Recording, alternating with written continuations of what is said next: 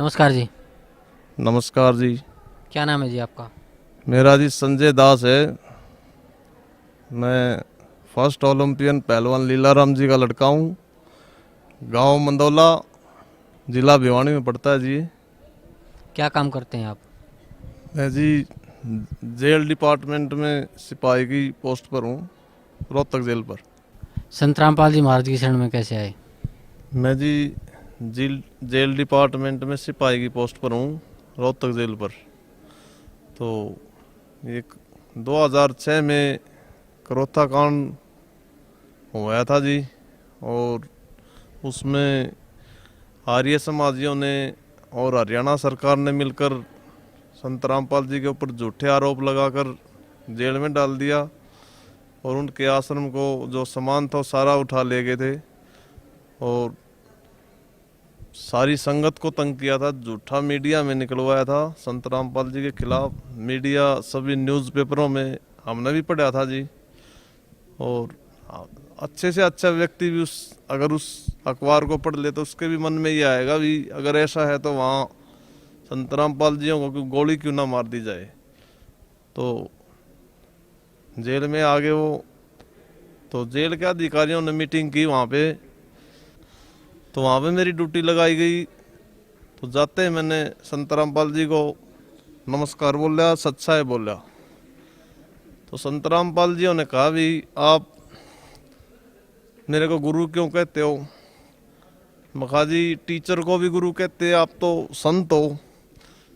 बोला भाई ऐसे मेरे को गुरु मत कहो, आप हमारा ज्ञान समझो पहले। तो मेरे दिमाग में ये आए भी अगर ऐसे कहते हैं तो एकदम मेरे शरीर के अंदर एकदम सन्नाटा सा आ गया जी।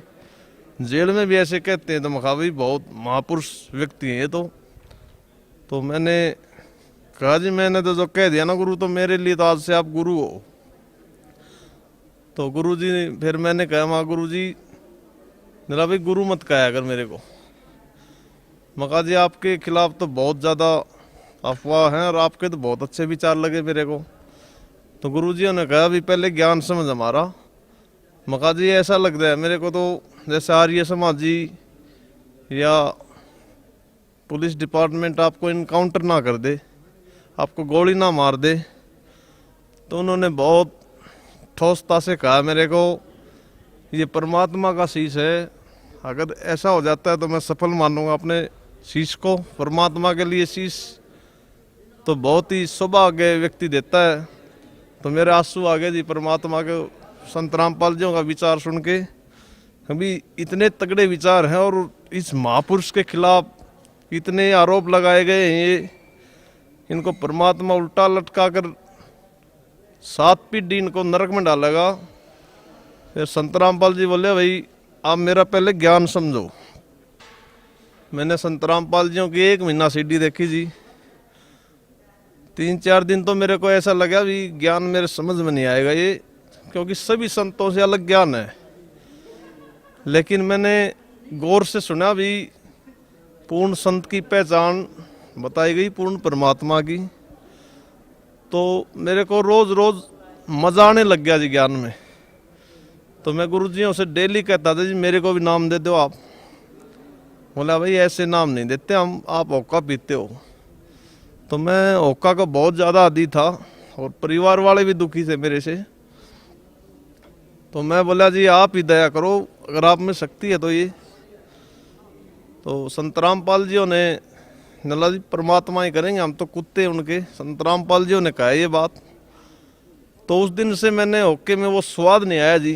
4-5 दिन मैंने पिया उनके कहने के बाद भी, लेकिन परमात्मा ने इतनी दया करी भी ये तो बहुत गंदी चीज़, मैंने बांस आने लग गई उसमें से और मैंने उस होक्टी को भगा दिया बाहर। सुबह मैं ड्यूटी पे गया तो संत रामपाल जी बैठे हुए थे। मैं बोला गुरु जी आज तो नाम दे दे। बोले आज दे देंगे भी, आज तू योग्य हो गया है। तो उन्होंने 2/9/2007 में को सुबह 6:30 बजे उन्होंने मेरे को बहुत दया करी, परमात्मा ने मेरे को नाम दे दिया। तो बोला भी ये नियम आपने हमेशा फॉलो करने। मखा जी आप नहीं करवाने, हम तो कुत्ते हैं आपके। तो मैंने रोज़ टीवी पे देखता था और सीढ़ी पे सीढ़ी लिया है मैं उनके भक्तों से। तो क्या ज्ञान है जी, शास्त्रों के अकॉर्डिंग ज्ञान बता रखा है परमात्मा ने। फिर जेल अफसरों ने पता लग गया भी ये बहुत ईमानदार सिपाही था, ये भी इनका शिष्य बन गया। तो परमात्मा संत रामपाल जी का सिर पे पंजा रहा है मेरे। तो एक दिन मेरी शाम को ड्यूटी थी जी 6 से 10। तो 7 बजे जेल में गिनती बंद कर देते हैं, 7 साढ़े 7 बजे। तो मैंने बोला भाई माँ गुरु जी को दंडवत प्रणाम करते हैं। तो मैंने बोला जय वो बंदी छोड़ की। मैं संत रामपाल जी से 50 फुट की दूरी पे था लगभग, बीच में दीवार थी। मैंने जय वो बंदी छोड़ के नारे लगाए। तो वहाँ पर संत रामपाल जी के पास बच्चे रहते थे, बच्चा वार्ड किशोर वार्ड। उन्होंने भी नारे लगाने शुरू कर दिए। भी एक पुलिस का हवलदार नारे लगा रहा है, तो उन्होंने भी बहुत जोश के साथ नारे लगाए, पूरी जेल में गूंज रहा था।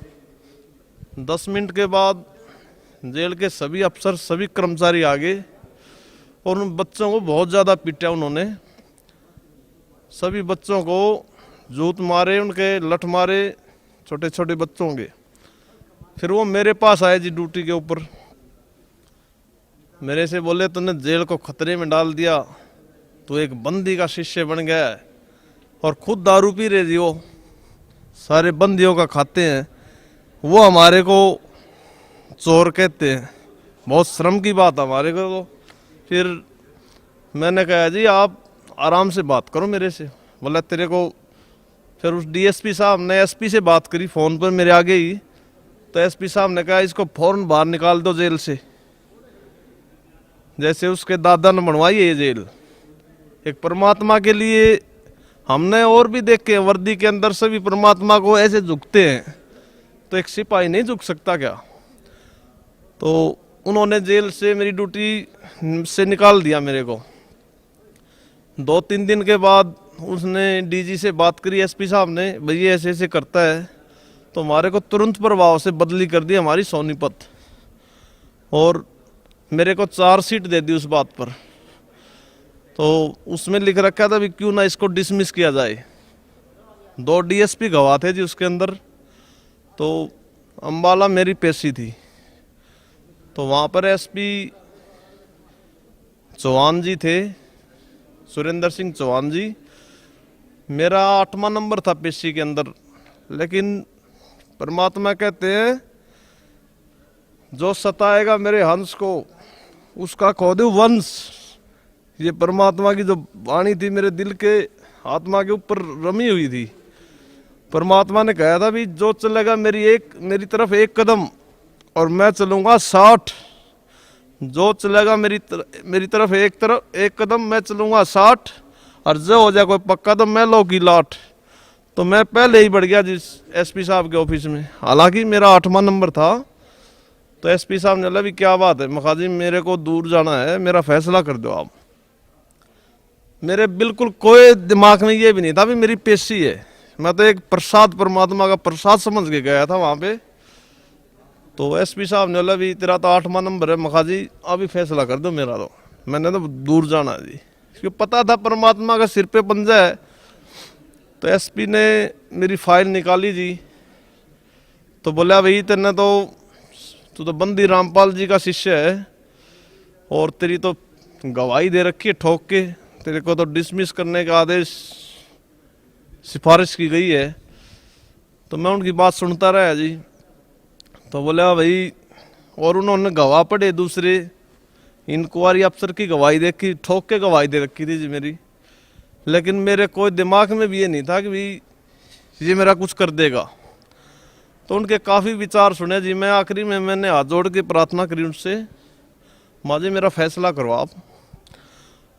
तो उन्होंने विचार करे, अफसरों ने भी, आप ये बताओ नौकरी से पहले क्या करते थे?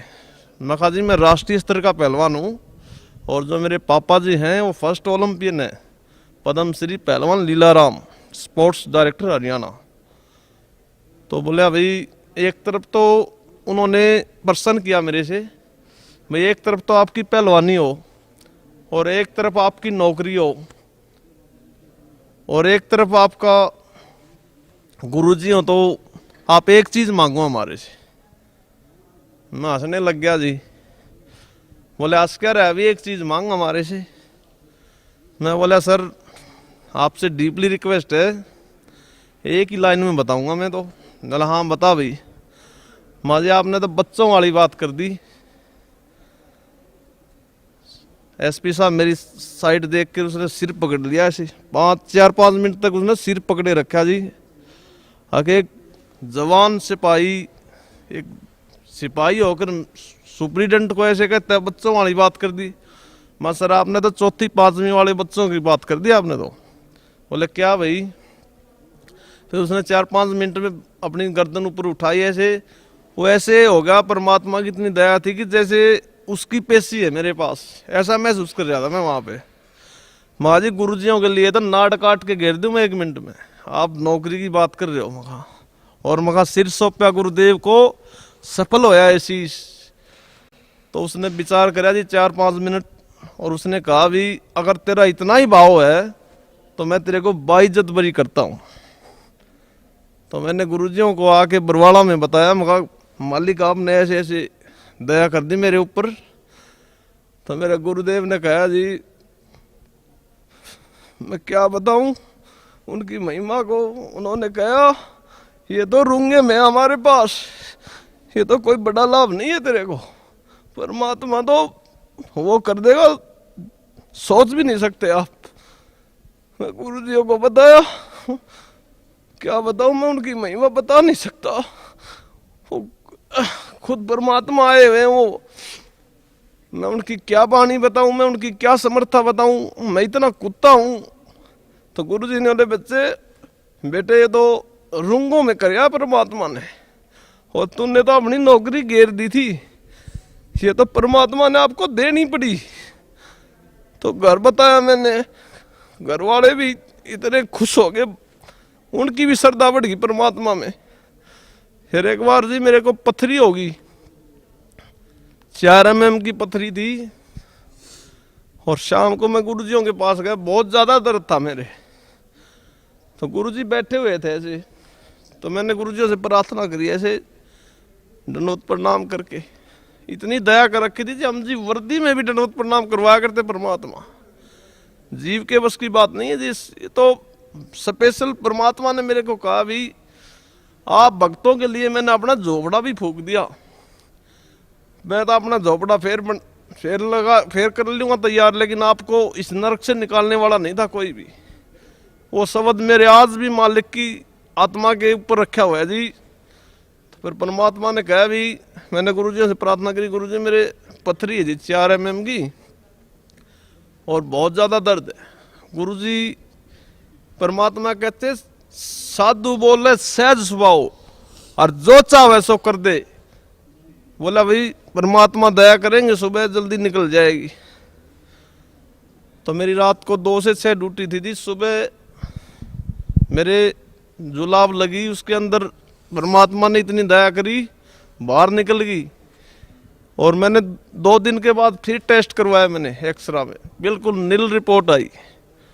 डॉक्टर ने बोला भाई है नहीं तेरे तो। मखा जी मेरे तो 4.5 mm की है। डॉक्टर ने भी सिर पकड़ लिया जी, बोले तो परमात्मा का खेल है भाई, इंसान के बस की बात नहीं है। तो ऐसे ऐसे चमत्कार परमात्मा ने करते रोंगों में। बताओ जी उनकी क्या महिमा गाए हम परमात्मा की, हमारे पास शब्द नहीं है उनके लिए। और मैं तो ये कहता हूँ पूरे विश्व में सभी भाई बहनों को आज तक ऐसा संत नहीं हुआ है जो ऐसा ज्ञान बताता है। हमारे परमात्मा सभी ऐब छुटवाते हैं। और एक दिन ये मैं हाथ जोड़ के प्रार्थना करता हूँ पूरा विश्व स्वीकार करेगा इस ज्ञान को। मैं सच्चाई बता रहा हूँ आपको। और ये जो संत हैं ये हमारे ज्ञान में एक भी शब्द गलत बता दो हम उनको संत मान लेंगे। ज्ञान है ही नहीं उनके पास, झूठे हैं, सब झूठी दुकान करे हुए हैं, बिजनेस बना रखा है। जो वीआईपी लोग हैं उनको तो आगे बिठाते हैं। और हमारे गुरुजी संत रामपाल जी महाराज जी हो गए, यहाँ डीसी भी एसपी भी सभी लाइन में आते हैं। तो संत कहते हैं भाई सब इक्वल है हमारे यहाँ। तो संत तो पूरी विश्व के अंदर पूर्ण संत पूर्ण परमात्मा सतगुरु रामपाल जी महाराज जी हैं जी। इनका आप सभी से प्रार्थना, इनका ज्ञान सुनो। सीडी पे आज तो बहुत दया कर रखी है परमात्मा ने, और किताबें घर घर में जा रही हैं। SMS करो हमारे फ़ोनों पे, आपको घर बैठे किताब देंगे हमारे गुरुजी। और सभी से प्रार्थना है भाई, हमारा तो सारा परिवार के ऊपर दया कर रखी परमात्मा ने। हमारे छोटे छोटे बच्चे आते हैं 10 एक एक महीना यहाँ सेवा करते हैं, तो कोई अपनी बेटी को कोई गलत जगह पे ले जाएगा क्या? परमात्मा कहते हैं अगर सच्चाई है तो अपनी जगह भी बनाएगी वो। हमारे गुरुदेव तो परमात्मा खुद कबीर साहब आए हुए हैं, तो सभी भाइयों से प्रार्थना है कि यहाँ आए और जन्म मरण का रोग कटाए। सच